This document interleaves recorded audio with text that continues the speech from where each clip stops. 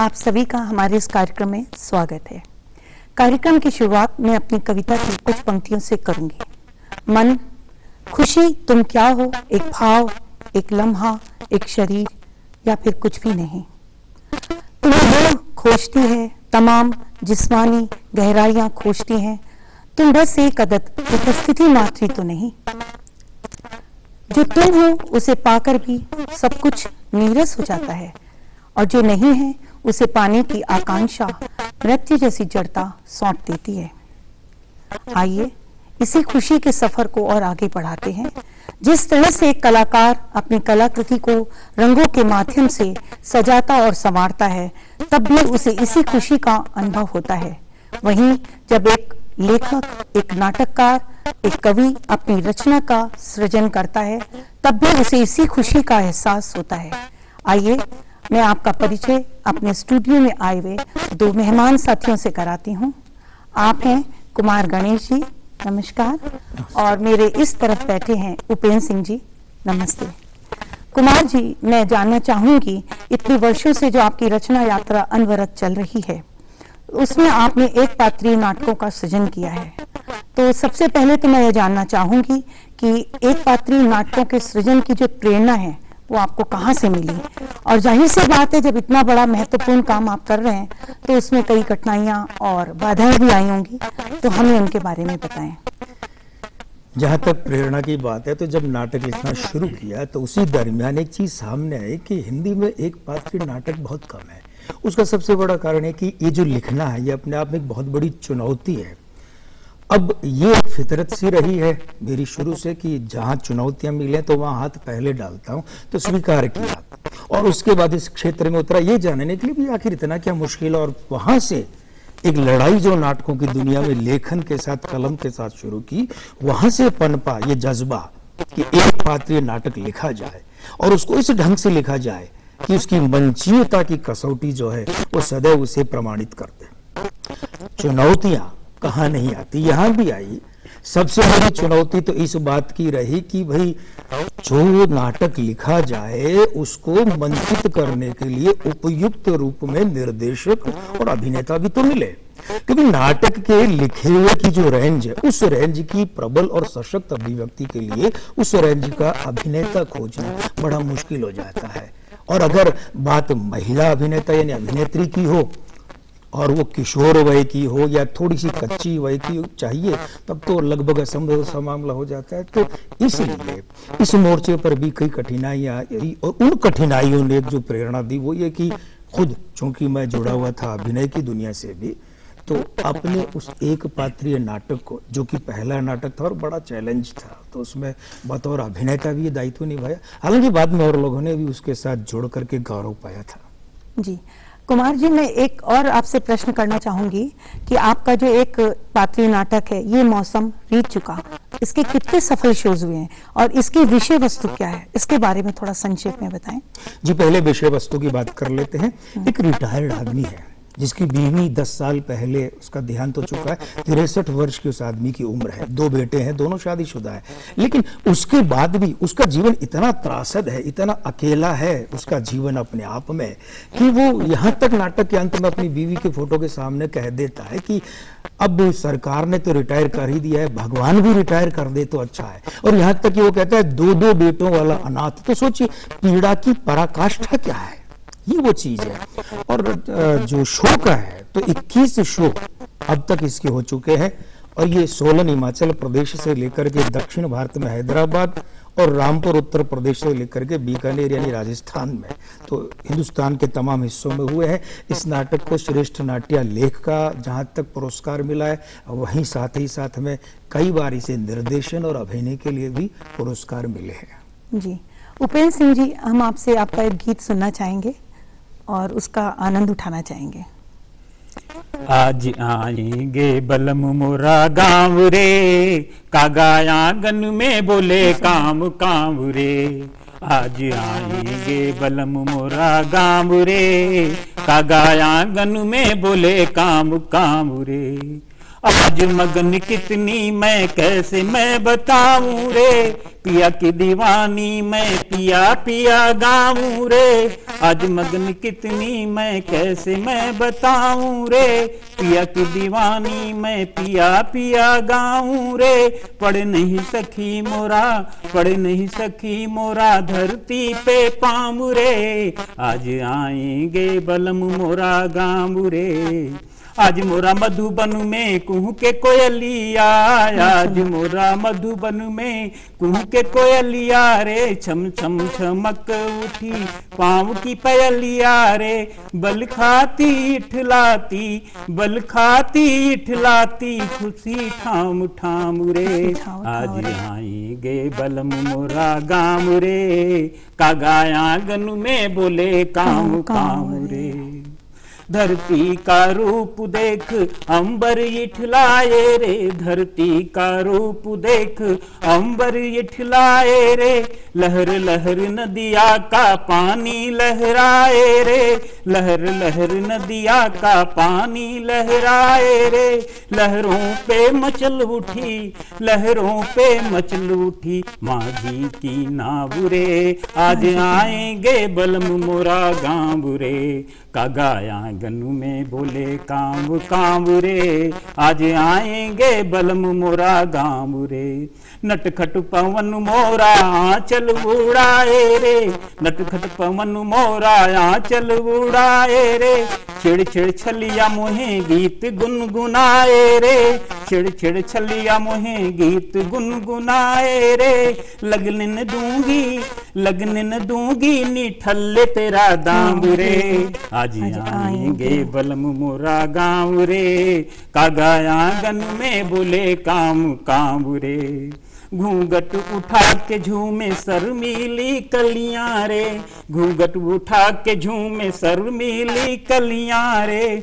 शोक हंसी फूलों से करती अटखलियां रे, शोक हंसी फूलों से करती अटखलियां रे। आज मचल मचल उठे, आज मचल मचल उठे मन के मधुर भाव रे। कागा आंगन में बोले काम काम रे, आज आएंगे बलम मोरा गाँव रे। मंजुल मधुमास मधुर सज धज के आया रे, मंजुल मधुमास मधुर सज धज के आया रे। मस्त बहारों ने क्या साज है सजाया रे, मस्त बहारों ने क्या साज है सजाया रे। महफिल सजेगी आज, महफिल सजेगी आज अलकों की छाँव रे। आज आएंगे बलम मोरा गाँव रे, कागाया गन में बोले काम काम रे। आज आएंगे बलम मोरे गाँव रे। इतना सुंदर गीत आपने सुनाया है कि हम लोगों को सबको ही बहुत आनंद मिला। कुमार जी, मैं आपसे पूछना चाहूंगी कि स्पेन के एक मशहूर कवि और नाटककार लोरका हैं, जिनका कहना है कि थिएटर समाज में, समाज को बदलने में एक बहुत महत्वपूर्ण योगदान रखता है। तो मैं चाहूंगी कि आपके जो एक पात्रीय नाटक हैं वो अपने इस कार्य को करने में कितने सक्षम हैं, किस तरह से? एक पात्रीय नाटकों की दुनिया में चूंकि अपना एक खास तरह का अलग स्थान रखते हैं। कारण है कि अभिनयता, मंचीयता और विषय वस्तु के साथ सटीकता, इस दृष्टिकोण से ये आम आदमी के साथ सीधा जुड़ाव स्थापित करते हैं। और जहां तक समाज की बात करें, बदलने का दवा बहुत बड़ी बात है, लेकिन समाज के हित की बात करें, एक दिशा संधान की बात करें, दिशा निर्देशन की बात करें, तो ये नाटक आम आदमी के साथ सीधे गहराई से जुड़े है ना, तो वहां से उसे प्रेरणा देने का काम भी करते हैं, उसका दुख दर्द हारने का काम भी करते हैं, तो साथ ही साथ में उसके सहगामी भी बनते हैं। इसलिए बाकी जो विधाएं हैं नाटक के अंतर्गत, जो उपविधाएं, उनकी बनिस्बत एक पात्रीय नाटक अधिक सटीक ढंग से समाज के साथ कदम ताल करते हुए उसको अंधेरी गलियों से उजाले के रास्तों पर लाने में सक्षम है। जी कुमार जी, जैसा कि सभी जानते हैं कि एक पात्रीय नाटक का जो एक दायरा है वो गरीब है, तो हम ऐसा क्या करें कि जिससे ये दायरा समृद्ध और विशाल हो सके? भाई ये दायित्व तो देखिए नाट्य लेखकों को ही अपनाना पड़ेगा, लेना पड़ेगा। उनके लिए चुनौती है, बहुत बड़ा चैलेंज है। वे आगे आए और अधिकाधिक संख्या में एक पात्रीय नाटक लिखें, क्योंकि ये जो नाटक है ये जब वे ज्यादा से ज्यादा संख्या में लिखेंगे, और लिखने का माने फिर ये नहीं कि लाइब्रेरी के नाटक बनकर रह जाएं, वे मंच के साथ सजीव रूप लें, तब जाकर के ही इस उद्देश्य में सफलता मिल पाएगी। जी उपेंद्र सिंह जी, हम लोगों को जैसा आपका गीत बहुत सुंदर लगा था, हम चाहेंगे कि आप हमको अपना एक दूसरा गीत सुनाएं। बदरवा बरस झमाझम पानी, बदरवा बरस झमाझम पानी, धध की धरती अगन कुंड भई, धध की धरती अगन कुंड भई, तड़प रही जिंदगानी, बदरवा बरस झमाझम पानी। धूमिलवास हुई जीवन की, लुट गई सब शोभा मधुबन की, धूमिलवास हुई जीवन की, लुट गई सब शोभा मधुबन की, झुलस गई चुनर धानी, बदरवा बरस झमाझम पानी, झुलस गई चुनर धानी, बदरवा बरस झमाझम पानी। नदिया प्यासी पोखर प्यासा, नदिया प्यासी पोखर प्यासा, ताल तलैया की तू आसा, नदिया प्यासी पोखर प्यासा, ताल तलैया की तू आसा, तू अति महान बड़दानी, बदरवा बरस झमाझम पानी। आकुल व्याकुल बछरू गैया, आकुल व्याकुल बछरू गैया, आग बरस रही दैया रे दैया, आग बरस रही दैया रे दैया, कब ठुमकेगी कब ठुमकेगी बदरी सुहानी, बदरवा बरस झमाझम पानी। जल बिनु तड़पे सोन मछलिया, जल बिनु तड़पे सोन मछलिया, गरज तरज छिप जाए तू छलिया, गरज तरज छिपू जाए तू छलिया, तूने करने को क्या है ठानी, बदरवा बरस झमाझम पानी। चातक मन मोरा तोहे निहारे, मांग मांग जीवन जलहारे, चातक मन मोरा तोहे निहारे, मांग मांग जीवन जलहारे, भूल गए सोना चानी, बदरवा बरस झमाझम पानी।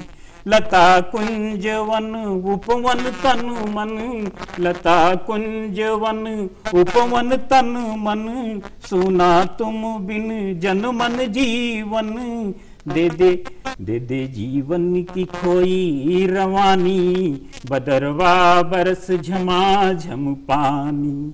दे नदिया की कल कल छल छल, दे नदिया की कल कल छल छल, दे दे मेघा दे जीवन जल, दे नदिया की कल कल छल छल, दे दे मेघा दे जीवन जल, सारी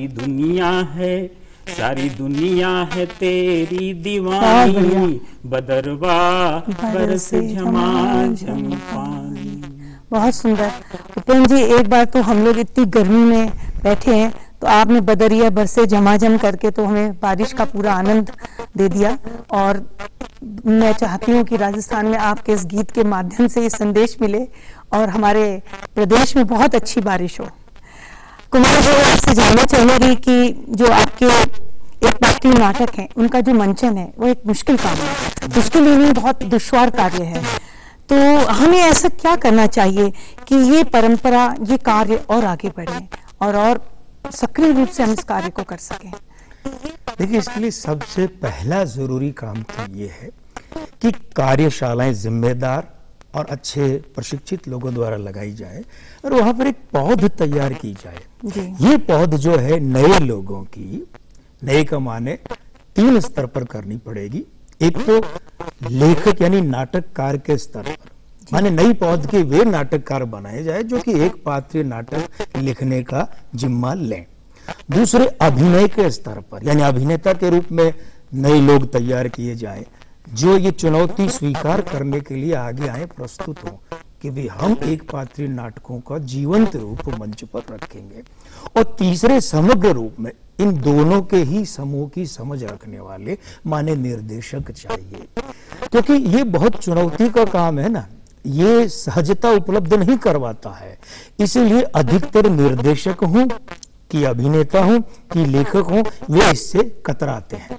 तो जब ऐसी कार्यशालाएं लगाई जाएंगी, इन लोगों को तैयार किया जाएगा, तब जाकर के कहीं एक पात्रीय नाटकों की दुनिया में रंगमंच का भला हो पाएगा।